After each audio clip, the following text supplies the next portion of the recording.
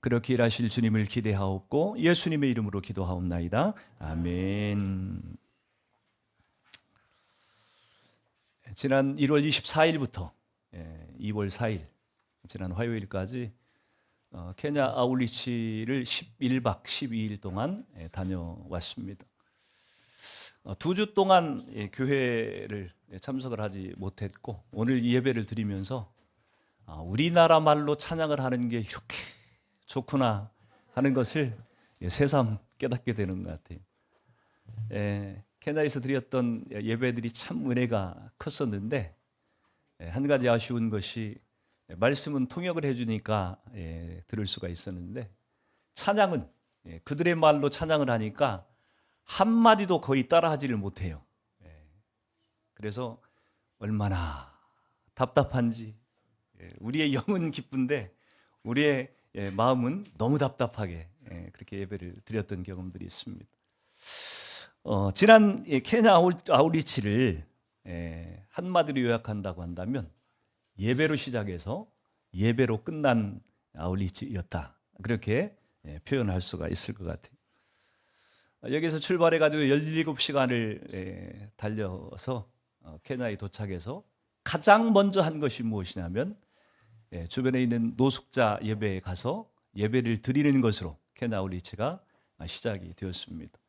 그날 저녁부터 시작해서 매일 밤 곽규면 선교사님과 함께 우리 자체적으로 예배를 매일 저녁마다 드리는 시간, 또 엘토토 학교에 가서 교회 예배를 드리고 채플도 드리고 탄자니아 장애인 예배도 드리고 또 청각 장애인 예배도 드리고 예배를 한번 세어보니까 도착해서 다시 여기 출발할 때까지 거기에서 드렸던 예배가 한 17번쯤 되는 것 같아요.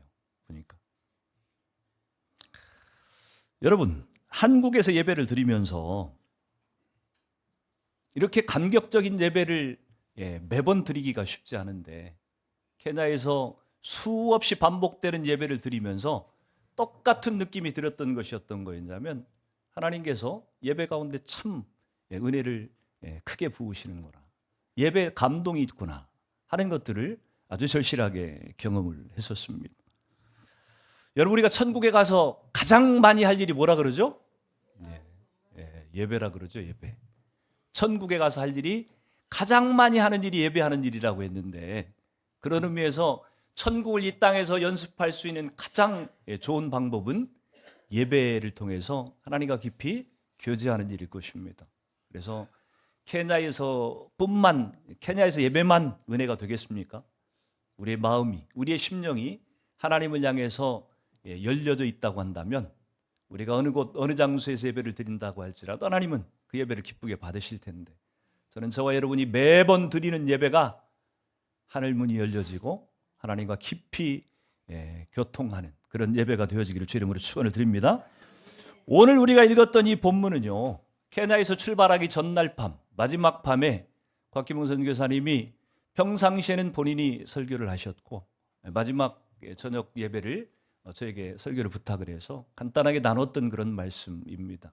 근데 우리 참석했던 그 당시 남아 있었던 8명의 우리 교회 식구들 말고는 이 설교를 듣지를 못했기 때문에 돌아와서 같이 우리 성도들하고 이 말씀을 좀 함께 나누었으면 좋겠다 하는 그런 강한 마음을 주셔서 오늘 동일한 말씀을 나누려고 합니다. 우리가 읽었던 이 마태복음 6장 33절 말씀은 아주 유명한 말씀이죠. 아마 신앙생활을 오래 하신 분들은 거의 암송을 하고 있는 그런 본문이기도 하고요. 암송을 못한다고 할지라도 하도 설교를 들어가지고 아마 입만 열면은 그냥 줄줄 나올 만한 그런 구절이 이 마태복음 6장 33절이 아닌가 싶어요. 너희는 먼저 그의 나라와 그의 의를 구하라. 그리하면 이 모든 것을 너희에게 더하시리라. 그리스도인들이 반드시 이렇게 살고 싶고 이렇게 살아야 된다고 생각하는 말씀이 오늘 6장 33절 말씀인데 이 마태복음 6장 33절은 마태복음 5장, 6장, 7장 산상수훈이라고 하는 예수님의 이 말씀 가운데 중간쯤에 위치해 있는 그런 말씀입니다. 그런데 마태복음 5장, 6장, 7장 이 세 장을 통틀어 가지고 이 마태복음 산상수훈을 가장 대표적으로 요약할 수 있는 한 말씀을 찾으라고 한다면 어쩌면 이 6장 33절 말씀이 아닐까 싶을 만큼 아주 유명한 말씀이에요. 근데 이 말씀을 마태복음 6장 33절을 읽을 때마다 우리 마음 가운데 적지 않은 부담이 느껴지는 게 또 사실인 것 같습니다. 먼저 그의 나라와 그의 의를 구하면 우리에게 이 모든 것을 더하여 주시겠다고 하는 이 약속이 참 좋죠. 그렇죠? 이 모든 것을 너희에게 더해 주시리라. 얼마나 복된 말씀입니까? 근데 부담스러운 것이 뭐냐면 항상 그 앞에 전제가 따른다고 하는 것이 먼저 그의 나라와 그의 의를 구하면 너희에게 이 모든 것을 더해 주시겠다. 이렇게 약속을 해놓은 거예요. 먼저 그의 나라와 그의 의를 구한다고 하는 것은 왜 이것이 부담스럽냐면은 마치 내가 가지고 있는 것, 누리고 있는 이 모든 것을 주님께 다 내어놓아야만, 그래야만 우리에게 뭔가를 채워주실 것 같은 이 생각 때문에 우리에게 부담스럽다고 하는 얘기입니다. 망설이게 된다고 하는 얘기예요. 여러분, 제가 99년에 98년에 제가 신학을 결정을 했는데 저는 이 대학교를 졸업하고서 저한테 저를 양육했던 전수사님이 너는 신학을 할 사람인 것 같다. 이렇게 저한테 말씀을 하셔요. 그리고 저를 지켜봤던 많은 분들이 당시에 저한테 당신은 목회 길이 맞는 것 같다. 이렇게 권면을 해주셨는데 정작 저는 전혀 그 길이 아닌 것 같습니다. 그래서 8년 동안 제가 직장 생활을 하지 않았습니까?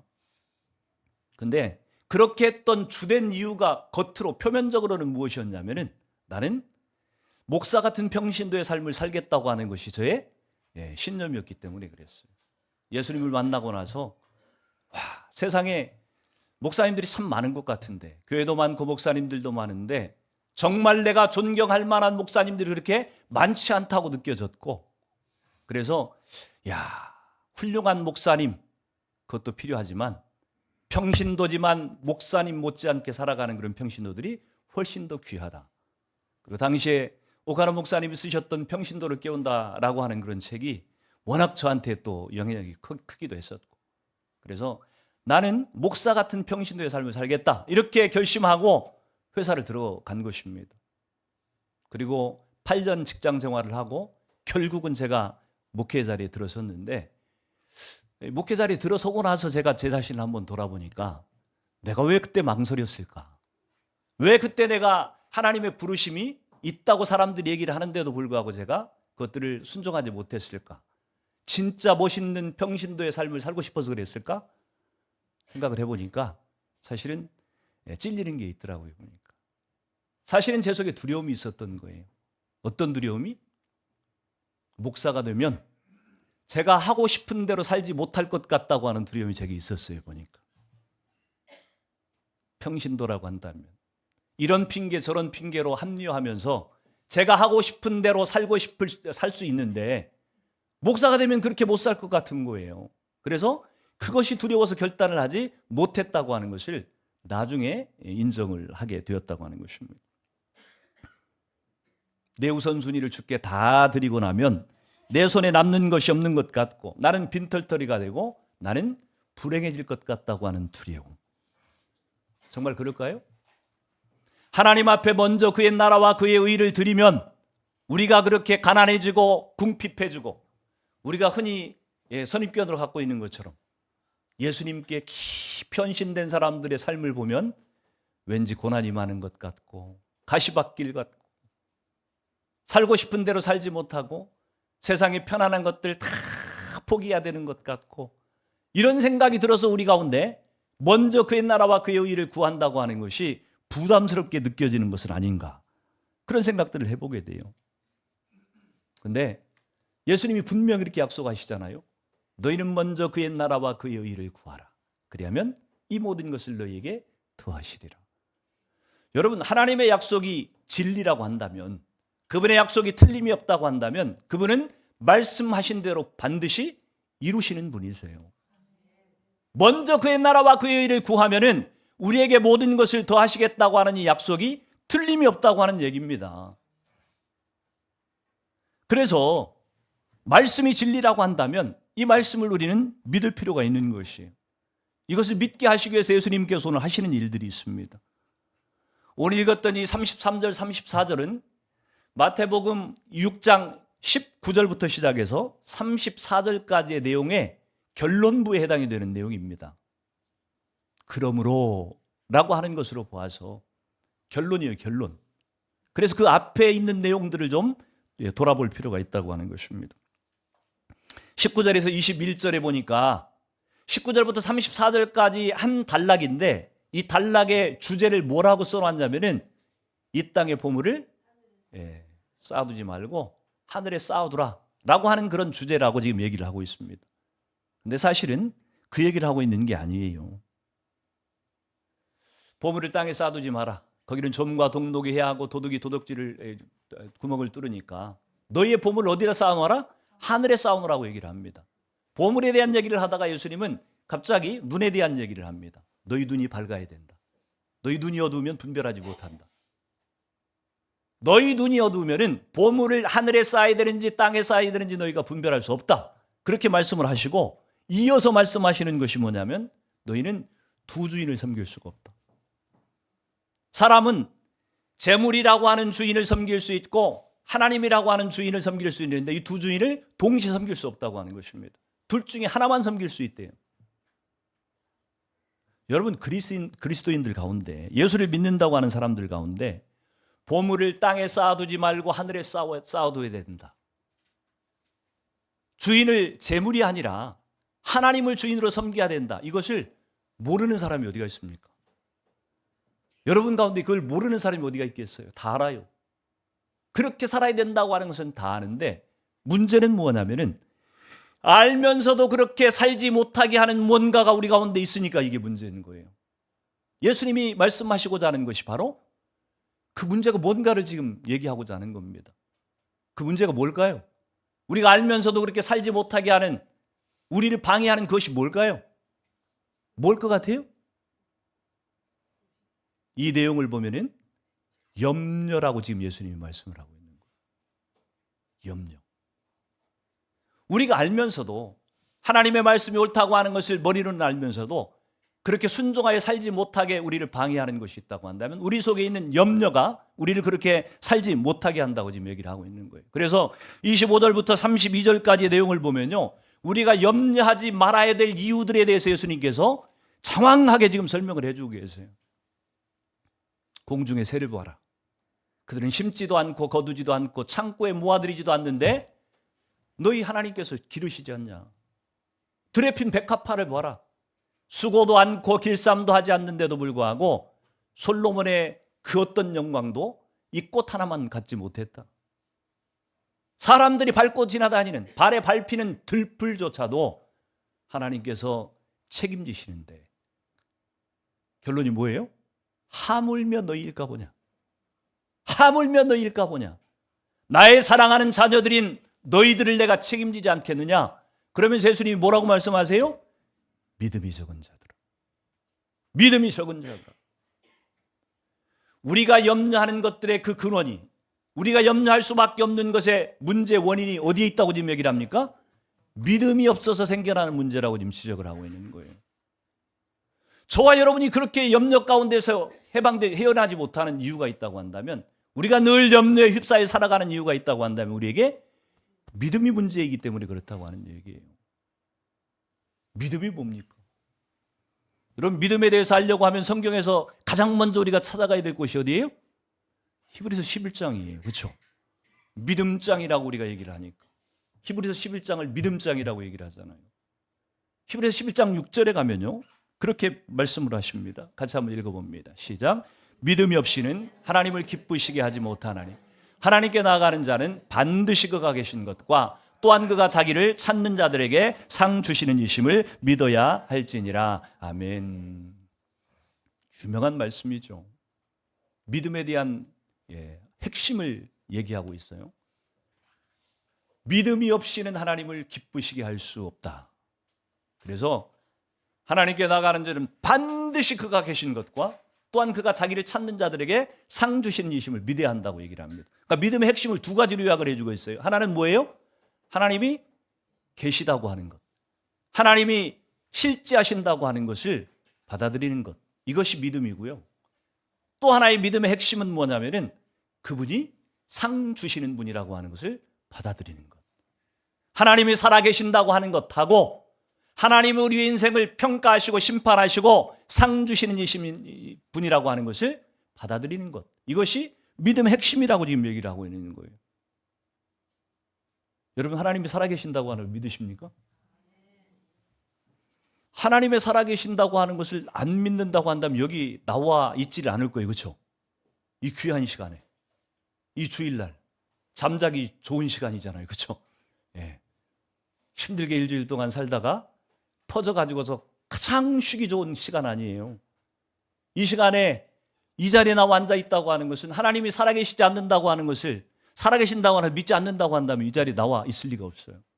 분명히 믿으니까 나왔을 것입니다. 그렇다고 한다면 두 번째, 하나님이 상 주시는 분이라고 하는 것을 믿으십니까? 정말 믿으세요? 근데 왜 하나님 앞에 그리 헌신하기를 꺼려하세요? 하나님이 상 주신다면서 그의 나라와 그 의를 구하고 그분의 뜻대로 순종하면은 상 주신다는데 왜 그분 앞에 하나님보다도 돈을 더 의지하고 살아갑니까? 왜 그분보다도 여러분의 먹고 사는 생업이 왜 더 중요하게 여겨지냔 말이에요. 왜? 하나님이 상 주시는 분이라면서. 하나님이 상 주시는 분이 아니라고 생각하니까 여러분 그렇게 사는 거 아니에요? 진짜 믿는다고 한다면 진짜 하나님이 살아계신 분이고 그분이 우리의 삶을 평가하시는 분이고 우리의 삶에 순종하는 대로 상 주시는 분을 정말 믿는다고 한다면 우리가 우리의 생계에, 우리 먹고 사는 것에, 보여드리는 것에 그렇게 시선을 빼앗길 일이 없다고 하는 얘기입니다. 뭔가에 문제가 있다고 하는 얘기예요. 우리 믿음에 무언가 허점이 있다고 하는 얘기를 지금 하고 있는 것입니다. 그래서 우리는 우리가 갖고 있는 믿음이 진짜 믿음인지 아닌지를 점검해 봐야만 돼요. 하나님이 찾으시는 참 믿음인지를 한번 점검해 봐야 된다고 하는 얘기입니다. 우리가 하나님이 찾으시는 바른 믿음을 갖기 위해서는요, 우리가 먼저 해결해야 될 것이 하나 있어요. 그것이 뭐냐면은 하나님에 대한 잘못된 오해입니다. 그것이 어떤 것이냐면 하나님은 우리를 불러서, 우리를 구원시켜서 당신의 욕심을 채우시는 분이라고 하는 것에 대한 오해예요. 다른 말로 한다고 한다면 하나님의 필요를 만족시키기 위해서 우리를 이용한다고 하는 이 오해에서 우리는 빨리 벗어나야만 된다고 하는 얘기입니다. 이 오해를 우리가 갖게 된 이유가 있다고 한다면요, 다른 종교들에서 우리가 무의식적으로 배운 것들, 그것들이 우리 가운데 선입견으로 남아있기 때문에 그래요. 다른 종교들하고 기독교하고 구분하는 차이를 딱 한마디로 설명하라고 한다면요, 다른 모든 이방 종교, 다른 종교들은요, 신을 위해서 인간이 존재합니다. 그러나 기독교는 인간을 위해서 하나님이 일하시는 형태예요. 정반대라고 하는 것입니다. 여러분, 다른 이방 종교의 신들이 가짜라고 하는 게 왜 가짜인 줄 아세요? 사람이 섬겨주지 않으면 스스로 만족이 안 되는 존재예요. 이게 무슨 신입니까? 가짜지. 가짜지.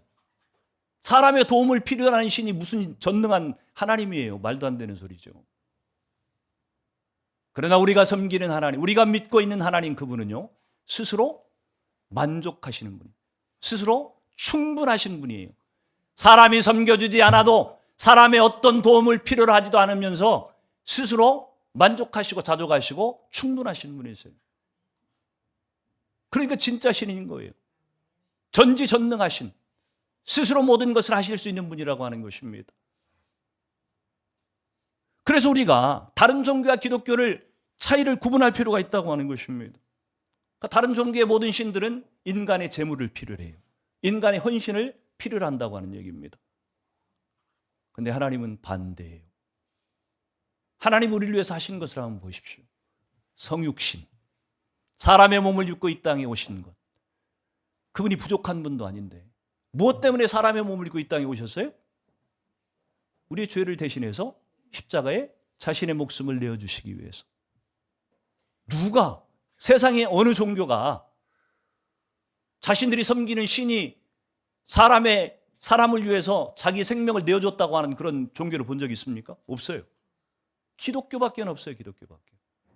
하나님만이, 예수님만이 우리를 위해서 자신의 목숨을 내어주셨다고 하는 얘기입니다.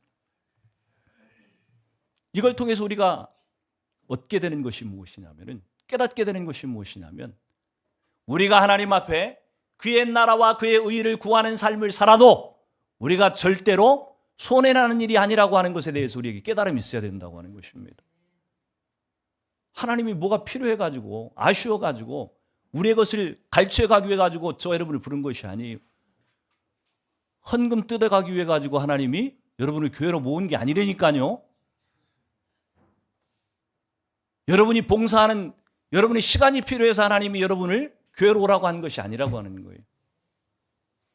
하나님이 저와 여러분을 부르신 목적이 무엇인지를 우리가 바르게 안다고 한다면 하나님에 대한 믿음이 달라질 수 있어요. 바른 믿음을 가질 수가 있다고 하는 것입니다. 그래서 그의 나라와 의를 구하는 것이 결코 우리에게 손해가 아니라고 하는 것을 우리는 확신할 수 있게 된다고 하는 얘기입니다. 손해가 나는지, 그의 나라와 그의 의를 먼저 구했더니 손해가 나는지 도움이 되는지는요, 경험해 본 사람밖에는 몰라요. 경험 안 해본 사람은요, 죽었다 깨나도 이해할 수가 없습니다. 제가 가끔 설명을 하지만 하나님이 내 생명의 주권자이신지 아닌지를 뭐를 통해서 알 수가 있어요? 맡겨봐야 할 거 아니에요. 벼랑 끝으로 가서 한번 떨어져 봐야, 발을 내디뎌 봐야 하나님이 내 생명을 책임져 주실 수 있는 분이구나, 아니면 책임 못 지시는 분이구나, 이걸 알 거 아니에요. 그렇죠?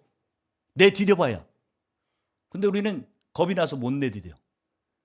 만약 그렇게 믿고 내디뎠다가 하나님이 만약 안 계셔가지고 내가 죽어버리면 어떡하지?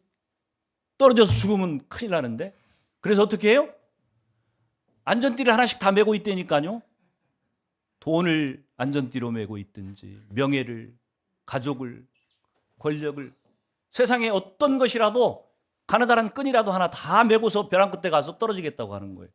그러니까 이게 떨어져 봐도 하나님이 살리셨는지, 내가 의지하고 있는 이 끈이 나를 살렸는지 알 방법이 있어요, 없어요? 없어요. 끊어볼 필요가 있다고 하는 것입니다. 딱 끊어보고 벼랑 끝에 서서 진짜 하나님, 나 하나님 의지하고 뛰어내립니다. 하나님이 살아계신다고 한다면 나를 살리셔야죠. 그리고 뛰어내려본 용기가 필요하다고 하는 얘기입니다. 오해하지 마세요. 그렇다고 진짜 벼랑 끝에 가가지고 떨어지라는 얘기가 아니에요. 그런 믿음을 가지고 하나님 앞에 서라고 하는 얘기를 지금 하고 있는 거예요.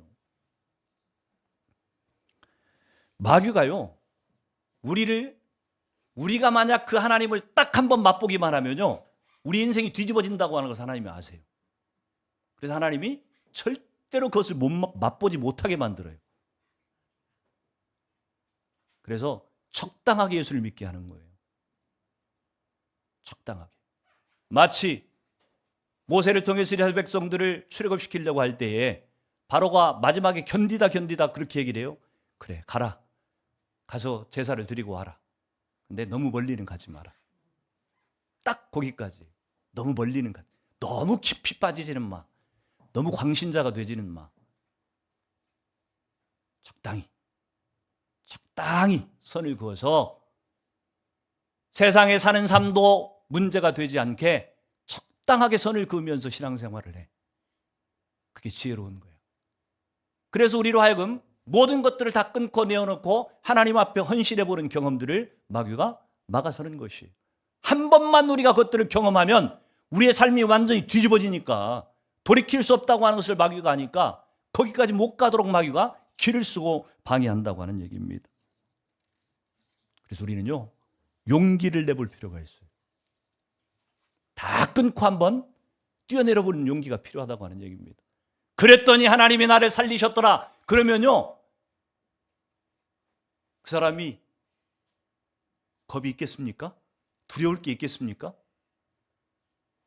벼랑 끝에서 떨어져 봤더니 하나님께서 나를 책임져 주신다고 하는 것을 한번 맛본 사람이 뭐가 두렵겠어요? 뭐가? 직장 상사가 두렵겠어요? 돈이 두렵겠어요? 사업이 두렵겠어요? 저는 여러분에게 그런 용기와 결단이 생겨나기를 주 이름으로 축원합니다. 한번 해보세요. 손해가 나는지 축복이 되는지는 맛을 봐야 할 거 아니에요. 해보지도 않고서, 한 번도 해보지도 않고서, 한 번도 거기까지 갈 생각을 하지 않고서 우리가 어떻게 하나님을 경험할 수 있겠냔 말이에요.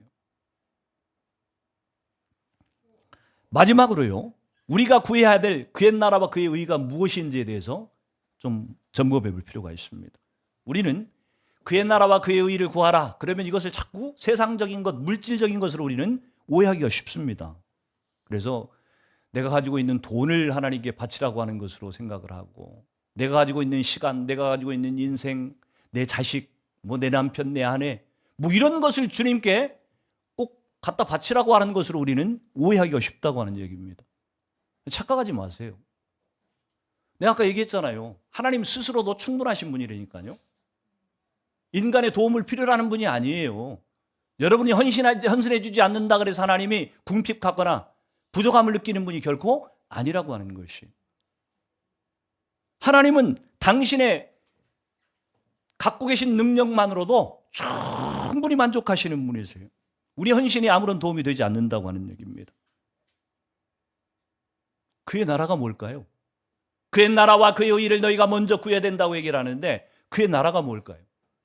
그의 나라의 핵심은요, 다른 것이 아닙니다. 통치와 다스림이라고 하는 단어로 요약을 할 수가 있어요. 너희가 구해야 될 그의 나라, 나라의 핵심은요, 통치와 다스림이에요. 나라에는 주권이 서지 않으면 나라가 세워질 수 없습니다. 어떤 나라도 주권을 잃어버리면 그건 나라가 아니에요. 우리가 일제 국권을 빼앗겼을 때 국권이라고 하는 게 뭐예요? 주권 아니에요, 주권. 백성도 있고 땅도 있고 다 있어. 근데 주권이 없으면 그것은 나라가 아니에요. 하나님 나라, 그의 나라가 우리가 구해야 될 그의 나라의 핵심은 주권과 통치예요. 다스림이에요. 그 주권과 통치의 다스림에 우리가 절대적인 순종을 보이고 사는 것, 이것을 너희가 구해야 될 그의 나라라고 지금 얘기를 하고 있는 것이. 그의 의는 뭘까요? 오를 의자를 얘기합니다.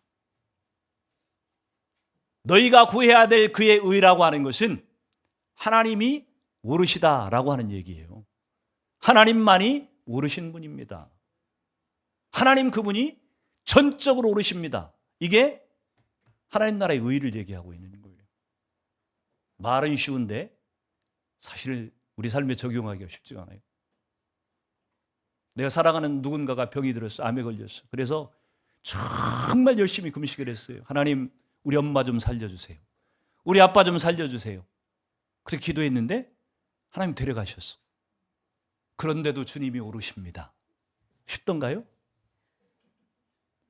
사업이 위태위태해서 하나님 앞에 금식하면서 기도했어요. 하나님, 내 사업 좀 회복시켜 주시면 하나님 위해서 더 열심히 살겠습니다. 금식하면서 기도했는데 사업이 부도가 나버렸어. 그래도 하나님 당신이 오르십니다. 쉬워요? 재수하고 삼수해서 대학교 시험을 봤는데 하나님, 이번에는 꼭 합격해야 됩니다. 그렇게 기도했는데 또 떨어졌어. 그런데도 하나님 당신이 오르십니다. 이 고백이 쉬운 일이 아니에요, 이게. 우리가 하나님의 나라와 의를 구한다고 하는 것이 말은 쉬운데 적용하기가 그렇게 쉬운 일이 아니라니까요. 왜 이게 어렵습니까? 왜 이게 이렇게 어려울까요? 당신이 전적으로 오르십니다. 어떤 순간, 어떤 상황 가운데서도 하나님이 오르십니다. 이걸 고백하는 게 왜 이렇게 어려운 것일까요? 왜 이렇게 쉽지 않은 것일까요? 우리의 힘으로는 안 되는 것이기 때문에 그래요. 요한복음 15장 7절에 보니까 같이 한번 읽어봅니다. 시작. 너희가 내 안에 거하고 내 말이 너희 안에 거하면 무엇이든지 원하는 대로 구하라. 그리하면 이루리라. 아멘. 무엇이든지 원하는 대로 구하라. 그리하면 이루리라. 그 앞에 뭐예요? 너희가 내 안에 거하고 내 말이 너희 안에 거하면. 너희가 내 안에 거하고 내 말이 너희 안에 거하면 너희가 원하는 것은 무엇이든지 구하라. 그러면 다 이루어질 것이다. 그렇게 지금 말씀을 하고 계세요. 그러니까 우리가 하나님의 뜻대로 그의 나라와 그의 의를 구하면서 살아갈 수 있는 힘은 다른 데서 오는 게 아니에요. 너희가 내 안에 거하고 내 말이 너희 안에 거할 때. 너희가 내 안에 거한다고 하는 것이 무엇입니까? 우리가 주님 안에 거한다고 하는 것은 주님의 말씀에 전적으로 순종하는 삶을 얘기하고 있는 것이고요. 내 말이 너희 안에 거한다. 무슨 얘기예요? 그분의 통치가 우리 가운데 전적으로 임하고 있다고 하는 얘기예요. 그러니까 말씀이 우리 가운데 들어와서 우리를 통치하고 다스리고 우리가 그 말씀 앞에 전적으로 순종하는 삶이 있을 때만 우리는 그의 나라와 그의 의를 구하는 삶이 우리 가운데 가능해진다고 하는 얘기입니다. 여러분, 이런 삶을 살려고 발버둥을 쳤던 사람들이 성경에 많이 등장을 하는데 저는 누가복음에 등장하는 마리아를 예로 들고 싶어요. 누가복음 10장에 보면은 41절 42절에 그렇게 얘기를 합니다. 주께서 대답하여 이르시되 마르다야 마르다야 내가 많은 일로 염려하고 근심하나 몇 가지만 하든지 혹은 한 가지만이라도 족하니라. 마리아는 이 좋은 편을 택하였으니 빼앗기지 아니하리라 하셨느니라. 아멘. 마르다가 음식을 준비하는 일은요, 소중한 일이었습니다. 예수님이 잡수실 음식을 준비하는 것 하찮은 일이 아니었어요. 중요한 일이었습니다. 그래서 마르다가 최선을 다해서 지금 예수님의 먹을 음식을 준비하고 있는 것입니다. 근데 예수님이 뭐라고 말씀하시냐면은 음식 준비하는 일 때문에 네 마음 가운데 평안이 깨어지거나 주님과의 관계가 깊어지는 것에 방해가 된다고 한다면 그것들을 내려놓아라. 멈춰라. 그리고 뭘 하라? 한 가지만 택해라. 누구처럼? 마리아처럼. 마리아가 뭘 하고 있어요? 하나님의 말씀 앞에 전적으로 엎드려 있는 모습을 지금 보여주고 있는 것이에요. 여러분, 예수님께서 이 땅에 오신 목적이 무엇일까요? 이 땅에 오신 목적이 뭐예요? 여러 가지가 있다고 생각할지 모르겠지만 한마디로 요약한다면 그 얘기예요. 양으로 생명을 얻되 더 풍성히 얻게 하려고. 그렇죠? 우리에게 생명을 주시려고 오신 분이 예수님이. 예수님이 오셔가지고 우리한테 뭘 뜯어가려고 오신 것이 아니고 우리에게 생명을 주려고 오셨다니까요. 풍성한 생명을 우리 가운데 주시려고, 우리를 살리시려고, 죄 가운데서 구원하시려고 주님께서 이 땅에 오셨다고 하는 얘기예요. 그분이 우리에게 뭘 가져가려고 오신 것이 아니라니까요. 그래서 우리가 주님과의 관계 가운데서 가장 핵심이 무엇이냐면 하나님과의 관계가 회복되어지고 저와 여러분이 행복한 삶을 회복하는 것, 여기에 주님이 이 땅에 오신 목적이 있었다고 하는 것입니다. 오해하지 마세요. 다른 종교들처럼 신이 뭔가 필요해서 우리에게 뭘 뜯어가기 위해서 우리에게 종교생활하라고 하는 것이 아니에요. 하나님은 우리에게 일방적으로 주시기 위해서 이 땅에 오신 분이라고요. 예수님은 오셔가지고 전부 주셨어요. 전부.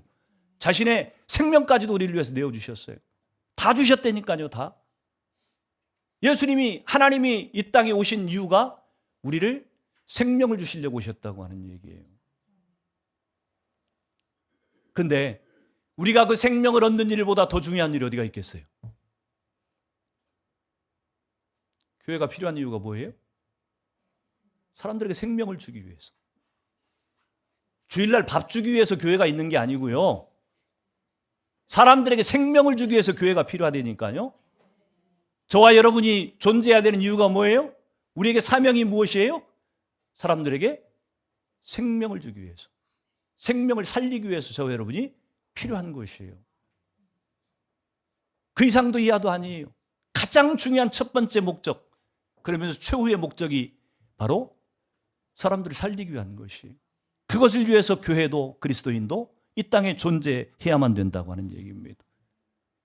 하나님은요, 하나님의 행복을 위해서 우리가 일하는 것이 아니고 우리의 행복을 위해서 하나님께서 일하신다고 하는 이 믿음을 우리가 분명히 가질 필요가 있다고 하는 것입니다. 신약 성경의 예수님은 그런 분인 거 알겠는데 구약 성경의 하나님은 좀 안 그런 것 같은데요. 왜? 성전에서 그 수많은 제물 제사를 얼마나 드렸습니까? 그리고 하나님은 그런 제물을 기뻐하시는 분이구나. 여러분 이렇게 오해할 수 있을지 모르는데 신명기 10장 12절 13절 말씀을 같이 한번 읽도록 합니다. 시작. 이스라엘아, 내 하나님 여호와께서 내게 요구하시는 것이 무엇이냐? 곧 내 하나님 여호와를 경외하여 그의 모든 도를 행하고 그를 사랑하며 내 마음을 다하고 뜻을 다하여 내 하나님 여호와를 섬기고 내가 오늘 내 행복을 위하여 명하는 여호와의 명령과 규례를 지킬 것이 아니냐. 아멘. 여호와를 경외하고 사랑하고 섬기고 그분의 율례와 법도를 지키고 이 모든 것들이 뭐 때문에 필요하다고요? 네 행복을 위해서. 오늘 설교의 제목이에요. 내 행복을 위하여. 나의 행복을 위해서 주님께서 이 모든 것들을 지키라고 지금 얘기하셨다고 하는 얘기입니다. 그의 나라와 그의 의를 구하는 것이 우리에게 갖고 있는 모든 것들을 하나님이 다 빼앗아 가시고 하나님 앞에 바치라고 하는 얘기가 아니고 내 행복을 위해서 우리가 행복할 수 있는 비결이 거기에 있기 때문에 우리에게 그렇게 명하셨다고 얘기를 하고 있는 것이. 여러분 이 비밀을 깨닫지 못하면 우리는요 신앙생활을 평생 하나님의 노예가 되어가지고 하나님의 비위를 맞추고 그분을 만족시키기 위해서 전전긍긍하면서 신앙생활하기가 쉬워요. 신앙생활의 핵심을 놓쳐버리는 것이, 예수 믿는다고 하는 것의 본질을 놓쳐버리는 것이. 예수 믿는 것은 그런 게 아니에요. 우리가 교회 나오는 것은요 송대현 목사가 개척한 바로 그 교회 일꾼들이 필요해가지고 여러분들이 지금 여기 나와 앉아 있는 게 아니라니까요. 조금 더 적극적으로 표현하면 하나님 그분의 일꾼이 되어가지고 주방도 섬기고 주차 봉사도 하고 이런 거 하려고 저 여러분을 부르신 게 아니라니까요. 그런 건 다 없어도 돼. 다 없어도 돼요. 다. 뭐만 있으면 마리아처럼 주님 말씀에 붙들려서 내가 하나님과 행복한 관계가 회복되어지는 것, 그것이 우리 가운데 이루어지고 있다고 한다면 그러면 다 된 것이에요. 다 된 것이. 밥 굶어도 괜찮아요. 점심 못 먹어도 괜찮아요. 점심이 필요한 건 아프리카 사람들한테 필요한 거지 여러분들한테는 점심 안 필요해요. 그렇죠? 점심 오히려 한 끼 안 주는 것이 여러분의 다이어트를 위해서 도움이 되지 점심 주는 것이 오히려 여러분 비만을 증가시키는 것일 수도 있어. 아프리카에는 점심이 필요해요. 먹을 게 없으니까. 정말 우리에게 하나님이 필요로 하시는 것은요 주님 그분을 만나서 행복한 신앙생활을 회복하는 것, 이것을 주님은 기대하고 계시고 그것을 위해서 이 땅에 오셨고 지금도 우리가 신앙생활하는 것의 목적을 거기에 두고 신앙생활하라고 우리를 부르신다고 하는 것을 잊지 마십시오. 우리 행복을 위해서 일하시는 하나님은요 그렇게 자신을 전부를 다 내어주셔서 우리를 행복하게 하기 위해서 일하시는 분이라고 하는 것입니다. 이 믿음을 가지고 우리가 신앙생활을 할 때 신앙생활이 버겁고 부담스럽고 힘든 선택이 아니라 가장 내가 행복한 그런 삶이라고 하는 것을 깨닫게 된다고 하는 것이, 그런 삶을 누리는 저 여러분 되기를 주 이름으로 축원을 드립니다.